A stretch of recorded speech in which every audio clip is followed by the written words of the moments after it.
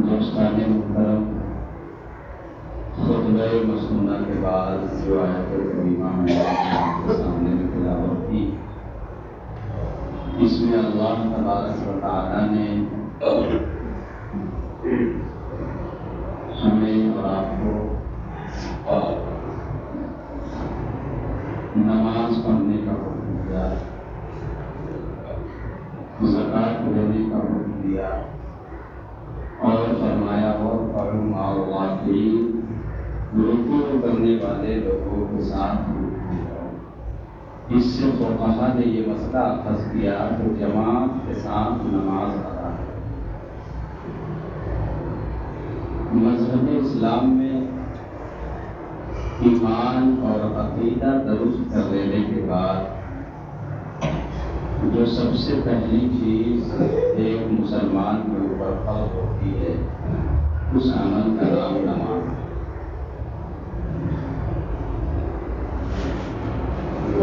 اس سے بڑا فرض مذہب اسلام میں کچھ اور نہیں ہے۔ اس لیے ہمارے اکابرین نے یہ بات ارشاد فرمائی کہ جب یہ بڑا فرض ہے تو اس کو چھوڑنا بھی بڑا گناہ ہے۔ جان بوجھ کر کے چھوڑنا یہ گناہ ہے، ہلکا سمجھ کر کے سب چھوڑنا ہمارے آقا صلی اللہ علیہ وسلم نے فرمایا ایک انسان کو کفر تک پہنچا دیتا ہے۔ ایک یہ ہے کہ لاپرواہی میں نماز ادا نہیں ہو رہی ہے، اس کا خیال ہم نہیں کرتے، لیکن اگر یہ سوچ کر کے نماز چھوڑی کہ نماز کوئی اہم چیز نہیں ہے، نماز کوئی ضروری نہیں ہے، اس کو ہلکا جانا، تو اللہ کے رسول صلی اللہ علیہ وسلم فرماتے ہیں ہلکا سمجھ کر کے نماز کو چھوڑنے والا انسان کافر ہوتا ہے، پھر وہ مسلمان نہیں ہوتا۔ اس بات سے آپ اندازہ لگائیں کہ نماز کتنی اہم چیز ہے۔ اللہ کے رسول صلی اللہ تعالی علیہ وسلم فرماتے ہیں کہ نماز میرے آنکھوں کی ٹھنڈک ہے۔ تو ہر انسان یہ چاہتا ہے کہ ہم اپنے نبی صلی اللہ تعالی علیہ وسلم کو خوش کریں، تو خوش کرنے کے لیے اس سے اچھا عمل ہمارے اور آپ کے پاس کچھ نہیں ہے کہ ہم نماز پنجگانہ اس کی صحت کی ادائیگی کے ساتھ اس کے مقررہ وقت پر ادا کرتے رہیں۔ نماز کے ذریعے سے ایک انسان اللہ تبارک و تعالیٰ کا قرب حاصل کر لیتا ہے۔ اللہ کے رسول نے فرمایا نماز جنت کی کنجی ہے۔ اللہ کے رسول صلی اللہ علیہ وسلم نے فرمایا، حضرت انس رضی اللہ تعالیٰ عنہ اس کے راوی ہیں کہ جو انسان 40 دنوں تک فجر اور عشاء کی نماز با جماعت ادا کرے، کتنے دنوں تک؟ 40 دنوں تک۔ فجر کی نماز میں بھی وہ جماعت سے نماز ادا کرے، عشاء کی نماز بھی اس کی جماعت سے ہوتی رہے، اور یہ سلسلہ 40 دنوں تک چلے، تو اللہ کے رسول صلی اللہ علیہ وسلم فرماتے ہیں اس کے لیے 2 برات، یعنی کہ 2 چیزوں سے اس کو چھٹکارا مل جائے گا۔ صحابی رسول نے عرض کیا یا رسول اللہ وہ 2 چیزیں کیا ہیں؟ تو فرمایا ایک نار یعنی کہ جہنم سے اس کو چھٹکارا مل جائے گا، اور دوسرا اس کو نفاق سے چھٹکارا مل جائے گا۔ اسی طریقے کی روایت حضرت ابن عمر رضی اللہ تعالیٰ عنہ سے مروی ہے۔ آپ فرماتے ہیں کہ اللہ کے رسول نے فرمایا جو انسان 40 دنوں تک عشاء کی نماز جماعت کے ساتھ اس طریقے سے ادا کرے کہ اس کی پہلی رکعت یعنی کہ تکبیر اولیٰ بھی ترک نہ ہو، تو میرے آقا صلی اللہ علیہ وسلم فرماتے ہیں کہ اس انسان کے حصے میں جنت لکھ دی جائے۔ یعنی کہ کتنا آسان کام ہے۔ اب یہاں پر ایک غلط فہمی بہت زیادہ ہے۔ بہت سارے لوگ یہ سوچتے ہیں کہ نماز کا وقت اصل میں وہی ہے، جب اذان ہوتی ہے اور امام نماز پڑھاتا ہے اس کے بعد نماز کا وقت بدل جاتا ہے، ایسا نہیں ہے۔ نماز کا جو وقت ہے اسی کے لیے ہماری مسجدوں میں ٹائم ٹیبل کے لیے کیلنڈر لگے ہوئے ہوتے ہیں، اس کے بیچ میں جب تک نماز کا وقت باقی ہے آپ ادا کریں گے تو فرض نماز ادا ہو جائے گی۔ اب بہت سارے لوگ سوچتے ہیں کہ ظہر کی نماز میں ہم نہیں پہنچ پائے تو نماز قضا ہو گئی، لیکن ایسا نہیں ہے، نماز قضا نہیں ہوتی ہے، بلکہ ذروہ کبریٰ جب کہتے ہیں نا کہ سورج بالکل بیچ آسمان پر ہو، 3 وقت ایسے ہوتے ہیں جس وقت نماز پڑھنا مکروہ قرار دیا گیا ہے، ایسے وقت میں نماز ادا نہیں کی جاتی۔ وہ 3 وقت کون کون سے ہیں؟ جس وقت سورج نکلتا ہے، اور جس وقت سورج ڈھلتا ہے، اور جس وقت سورج ڈوبتا ہے۔ نکلنا الگ ہے، ڈھلنا الگ ہے، ڈوبنا الگ ہے۔ فقہا نے فرمایا کہ سورج کو نکلنے میں 20 منٹ کا وقت لگتا ہے۔ کتنا وقت لگتا ہے؟ 20 منٹ میں وہ پورا باہر آ جاتا ہے۔ جب آپ دیکھیں گے طلوع آفتاب کا وقت، آپ دیکھ لیجئے کیلنڈر میں کہ طلوع آفتاب کا وقت، جس وقت طلوع آفتاب کا وقت شروع ہوتا ہے اس وقت فجر کی نماز کا وقت ختم ہوتا ہے۔ اور کب سے شروع ہوتا ہے؟ جب سحری کا وقت ختم ہوتا ہے اس وقت سے لے کر کے طلوع آفتاب تک فجر کی نماز کا وقت باقی رہتا ہے۔ یعنی کہ آج اگر ہم پڑھنا چاہیں تو غالباً 3:35 یا 40 منٹ پر سحری ختم ہے، 2-4 منٹ ادھر ادھر ہو سکتے ہیں، کیونکہ رمضان میں ہر روز ایک انسان کیلنڈر دیکھتا ہے۔ تو آپ دیکھیں گے تو غالباً 3:30 یا 3:45 بجے سحری کا وقت ختم ہوتا ہے، اور اس وقت سے لے کر کے غالباً 5:22 یا 23 منٹ تک فجر کی نماز کا وقت۔ اس بیچ میں آپ جب بھی نماز ادا کریں گے تو وہ قضا نماز نہیں ہوگی، وہ ادا ہوگی۔ تو لوگ سوچتے ہیں جماعت چھوٹ گئی اب نماز کا وقت نکل گیا، ایسا نہیں ہے۔ سورج جب تک نہیں نکلتا فجر کی نماز کا وقت باقی رہتا ہے۔ آپ اس بیچ میں جب بھی ادا کریں گے تو آپ کی نماز ادا ہو جائے گی اور آپ کو قضا کرنے کی ضرورت نہیں۔ فرمایا طلوع آفتاب ہونے میں 20 منٹ کا وقت غالباً لگتا ہے۔ آپ دیکھیں گے جب سورج نکلتا ہے تو پہلے تو وہ بالکل لال لال ہوتا ہے، وہ دھیرے دھیرے دھیرے دھیرے جب 20 منٹ پر اس پر نظر آپ جما کر کے رکھیں گے تو آنکھیں چندیانے لگتی ہیں۔ جب نظر اس پر نہیں ٹھہرتی ہے فقہا نے فرمایا جب سورج مکمل طریقے سے باہر آ جاتا ہے، یہ 20 منٹ کا وقت ہے، ان 20 منٹ کے وقت میں کوئی نماز جائز نہیں، آپ نماز نہیں پڑھیں گے، جس کو طلوع آفتاب کہتے ہیں۔ اسی طریقے سے جس کو ہم اور آپ کہتے ہیں زوال کا وقت، وہ کون سا ہے؟ جب بالکل بیچوں بیچ آسمان کے سورج آ جائے، کیلنڈر میں ذروہ کبریٰ کے نام سے یہ وقت لکھا ہوا ہوتا ہے، یہ ہے بیچ آسمان میں سورج آ جائے، اور جیسے ہی وہ سورج ڈھل جاتا ہے تو ڈھلنے میں بھی فقہا نے فرمایا 20 منٹ کا وقت غالباً لگتا ہے۔ اس 20 منٹ میں بھی کوئی آدمی نماز نہ پڑھے۔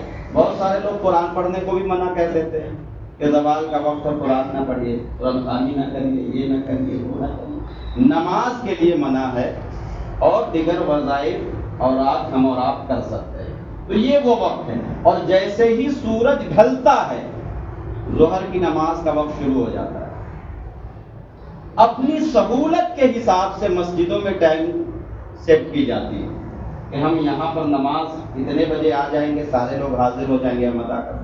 یہ بات میں اس لیے عرض کر رہا ہوں، میں نے باقاعدہ اپنی سماعت سے یہ بات سنی کہ لوگ کہتے ہیں ارے حضرت وہ فلاں وقت میں اذان ہوتی ہے، اس وقت ہم ڈیوٹی پہ رہتے ہیں، ہم کہاں پہنچ پائیں گے، ہماری نماز چھوٹ جاتی ہے۔ تو ان کا یہ تصور ہے، ان کا یہ سوچنا ہے کہ جماعت سے نماز ہوئی تبھی یہ نماز ادا ہوئی، وگرنہ وہ نماز ادا ہو گئی۔ تو ایسا نہیں ہے، سورج ڈھلنے کے بعد نماز ظہر کا وقت شروع ہوتا ہے، اور جب عصر کی نماز کا وقت شروع ہوتا ہے اس وقت تک ظہر کی نماز آپ ادا کر سکتے ہیں۔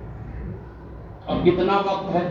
آپ غالباً دیکھیے تو آج کی تاریخ میں غالباً ظہر کبریٰ کا جو وقت ہے 11:30 یا 11:45 بجے شروع ہے۔ اس وقت سے 20 منٹ کا خالی ٹائم چھوڑ کر کے اس کے بعد جو نماز آپ ادا کریں گے، 11:29 پر، یعنی کہ 50 تک آپ رک جائیں، اور 11:50 سے کیا ہے، ظہر کی نماز کا وقت شروع ہے۔ آپ ادا کب تک کر سکتے ہیں؟ عصر کی نماز کا وقت شروع کب ہوتا ہے؟ اب آپ دیکھنے جائیے 4:47 شروع کب ہو رہا ہے؟ 11:50 پہ، اور ٹائم ہے کب تک؟ 4:47 تک، غالباً 5 گھنٹے کا وقت ہے۔ کیا ایک انسان 10-12 رکعت نماز کے لیے 5 گھنٹے میں 10-20 منٹ نہیں نکال سکتا؟ لیکن ہماری یہ سوچ ہو گئی کہ جماعت سے پڑھیں گے تبھی ادا ہو۔ جماعت سے نماز واجب ہے، بغیر شرعی عذر کے جماعت کو ترک کرنا یہ بھی بہت بڑا گناہ ہے، لیکن اگر چھوٹ جائے تو بہتر ہے کہ ان 5 گھنٹوں کے اندر آ کر کے نماز آپ اپنی ادا کر لیں۔ یا کوئی ساتھ میں ہے تو چلیے امام کے ساتھ نہیں پڑھ پائے، لیکن اگر 2 لوگ ہیں تو اپنی جماعت بنا لی، جماعت کا بھی ثواب ملے گا۔ کوئی ضروری ہے کہ نماز جب امام کے پیچھے پڑھیں گے تبھی جماعت کا ثواب ملے گا، بلکہ اگر 2-4 دوست یار ہیں وہ وقت پہ نہیں آ پا رہے ہیں، اپنے شرعی مسائل کو سمجھ لیں، اس میں 1 امام ہو جائے، 3 مقتدی ہو جائے تو اس کو بھی جماعت کا ثواب مل جائے گا۔ اور یہ کب تک کر سکتے ہیں؟ 4:47 تک۔ آج کی ٹائمنگ یہ ہے۔ اب بتائیے اس 5 گھنٹے میں اگر ہم اپنے رب کے لیے 5-10 منٹ کا وقت نہ نکال سکے تو ہم سے بڑا بدقسمت کون انسان ہو سکتا ہے؟ ہمارے اکابرین نے، حضرت سیرین رضی اللہ تعالیٰ عنہ ایک بزرگ گزرے ہیں، آپ دیکھیے کہ ان لوگوں نے نماز کو کتنی ترجیح دی۔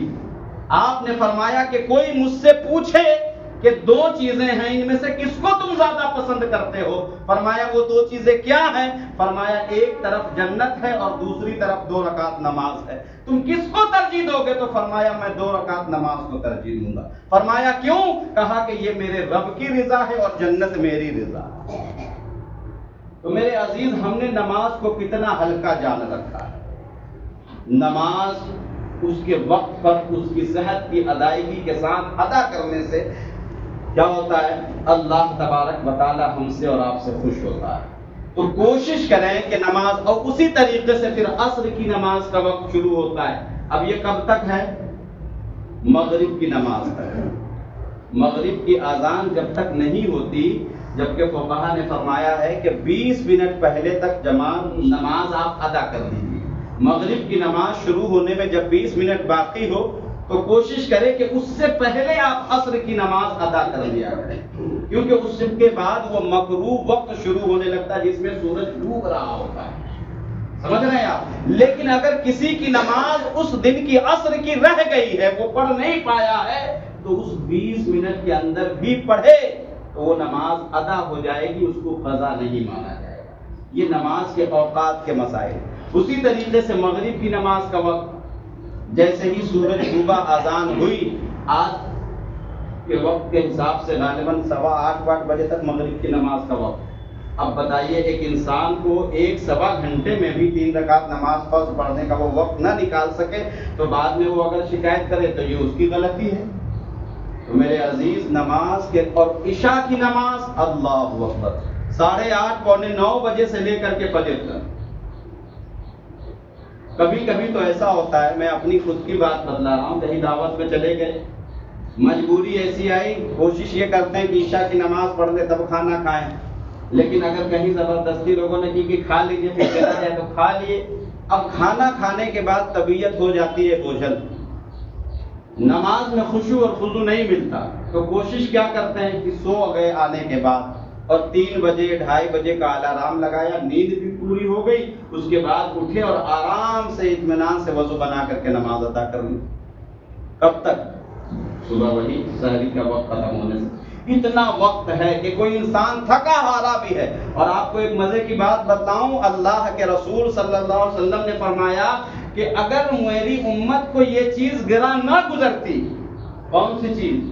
کہ رات کی تنہائی میں آخری حصے میں اٹھ کر کے وہ وتر کی نماز ادا کرے تو میں ان کے لیے یہ فرض کر دیتا کہ وہ صبح میں اٹھ کر کے وتر کی نماز ادا کیا کرے. یعنی کہ اس وقت وتر کی نماز ادا کرنا یہ بہت زیادہ اللہ تبارک و تعالیٰ اس کے بدلے میں اجر عطا فرماتا ہے. بہت سارے ہمارے ایسے علماء ہیں جو ان کی فضیلت کو جانتے ہیں، وہ فرض نماز پڑھتے، سنت پڑھتے، اس کے بعد چھوڑ دیتے.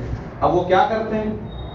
آرام کرتے اور صبح میں اٹھ کر کے وتر کی نماز ادا کریں گے، اس کے بعد تہجد کی نماز ادا کریں گے، بیٹھ کر کے اوراد و وظائف پڑھیں گے، اس کے بعد فجر کی نماز پڑھیں. تو اس طریقے سے اللہ کا قرب حاصل کیا جاتا ہے. ایک انسان نماز کی پابندی کرے، اس کے وقت پر صحیح طریقے سے اس کی صحت کی ادائیگی کے ساتھ نماز کو ادا کرے تو پتہ ہے انعام کیا ملتا ہے. اللہ تبارک و تعالیٰ کے محبوب فرماتے، یہ حدیث قدسی ہے کہ میرے آقا فرماتے ہیں جب کوئی بندہ نماز کے ذریعے سے، اور کون سی نماز؟ فرض نماز نہیں، نفلی نماز کے ذریعے سے جب ایک انسان رب کا قرب حاصل کر لیتا ہے تو دیکھنا حقیقت میں اس کا ہوتا ہے، لیکن حقیقت میں دیکھنا وہ اللہ تبارک و تعالیٰ کا ہوتا ہے. یعنی کہ سمجھانے کے لیے میں آپ سے یہ عرض کر دوں، ہاتھ اس کے ہوتے ہیں لیکن اللہ فرماتا ہے یہ میرے ہاتھ ہے. آنکھیں اس کی ہوتی ہیں لیکن اللہ فرماتا ہے یہ میری آنکھیں ہیں. پیر اس کے ہوتے ہیں لیکن اللہ فرماتا ہے یہ میرے پیر ہیں. مفہوم یہ ہے کہ نظر اس کی ہوتی ہے اور قرب کی وجہ سے وہ اتنا طاقتور انسان ہو جاتا ہے کہ دل کے اندر ہمارے کون سے خیالات چل رہے ہوتے ہیں وہ اپنی نظروں سے اس کو مشاہدہ کر لیتا ہے. یعنی کہ دل کے اندر کون سی بات چل رہی ہے یہ تو مجھے پتا ہے، لیکن جب کوئی بندہ اللہ کا قرب حاصل کر لیتا ہے تو وہ یہ دیکھ لیتا ہے کہ سامنے والے کے دل کے اندر کون سی بات چل رہی ہے. یہ اللہ تبارک و تعالیٰ کا فضل اور اس بندے کے ساتھ اللہ تبارک و تعالیٰ کرم کا معاملہ فرماتا ہے. تو میرے عزیز، نماز کو ہلکا نہ جانے. صحابہ کرام فرماتے ہیں، آپ سے حضرت علی رضی اللہ تعالیٰ عنہ سے کسی نے پوچھا کہ آپ بتائیے اپنے زمانے میں تو منافقین بہت رہے، نماز حضور کے پیچھے ادا کرتے تھے اور اس کے بعد تمسخر کرتے تھے، مذاق اڑاتے تھے، لیکن حضرت علی سے ہی یہ بات پوچھی گئی کہ یہ بتلائیے کہ آپ کو یہ کیسے پتا چلتا ہے کہ سامنے والا انسان مسلمان ہے یا کافر؟ تو آپ نے فرمایا کہ میں یہ دیکھتا ہوں کہ سامنے والا بندہ نماز اس کے وقت پر ادا کرتا ہے کہ نہیں کرتا. یعنی کہ اگر وہ نماز کا پابند ہے تب تو ہم اس کو مسلمان سمجھتے ہیں، وگرنہ ہماری نظر میں وہ مسلمان بھی نہیں. نماز بہت اہم چیز ہے لیکن ہم اور آپ اس کو اتنا ہلکا سمجھ لیتے ہیں. آپ کو پتہ ہے نماز ہم ادا بھی کرتے ہیں تو بہت ساری کمیاں ہیں. فرض ادا نہ ہونے سے نماز مکمل نہیں ہوتی. اب ایک انسان کو پتہ ہونا چاہیے. 2 جمعے میں میں نے آپ کو یہ بات بتلائی کہ شرائط کیا ہیں اور اس کے علاوہ جو بھی چیزیں تھیں وہ میں نے آپ کو بتایا. اسی طریقے سے نماز کے فرائض ہیں، نماز کے واجبات ہیں. کون سی چیز نماز میں فرض ہے کرنا، کیونکہ ترک فرض کی وجہ سے ایک انسان کی نماز مکمل نہیں ہوتی. تو ایک انسان کو یہ پتہ ہونا چاہیے کہ نماز کی حالت میں کن چیزوں کا پڑھنا فرض ہے، کس طریقے سے کرنا فرض ہے. تو اس میں ہمارے فقہا نے 7 چیزیں گنتی کروائی ہیں فرائض نماز. کتنی چیزیں ہیں؟ 7 چیزیں ہیں. 6 چیزیں شرائط نماز میں گنتی کروائی، لیکن 7 چیزیں بتلائی کہ نماز کے فرائض میں سے.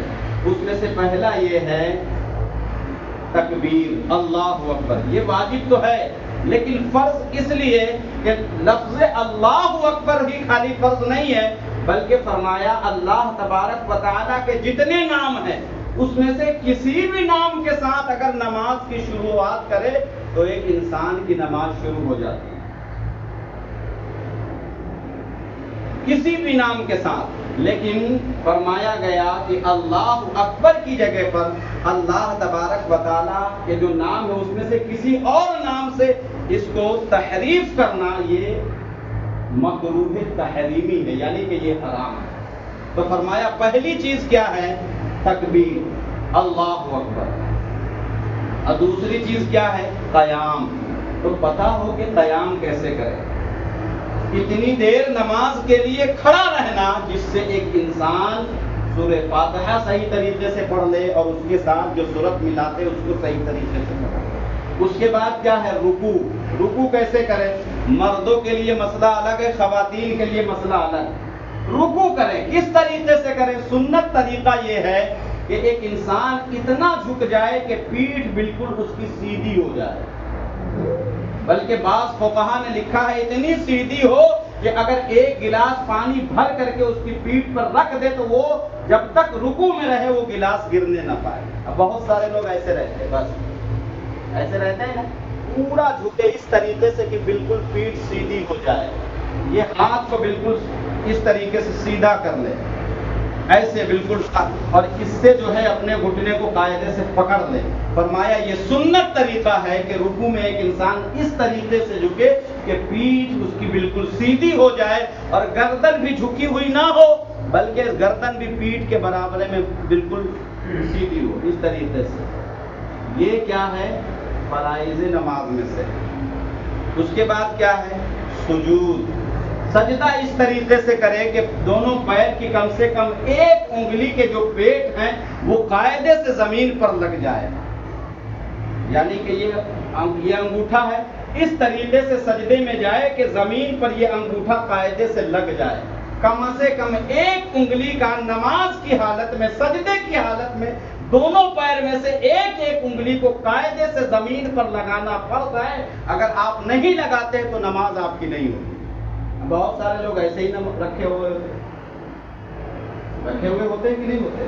تو میرے عزیز یہ چھوٹی چھوٹی چیزیں یہ کون سیکھے؟ آپ نماز پڑھنے آئے لیکن بہت سارے فرائض ہیں جو آپ ادا نہیں کریں گے، نماز نہیں ہوگی. اسی طریقے سے واجبات ہے، اس کی تو ایک لمبی فہرست ہے.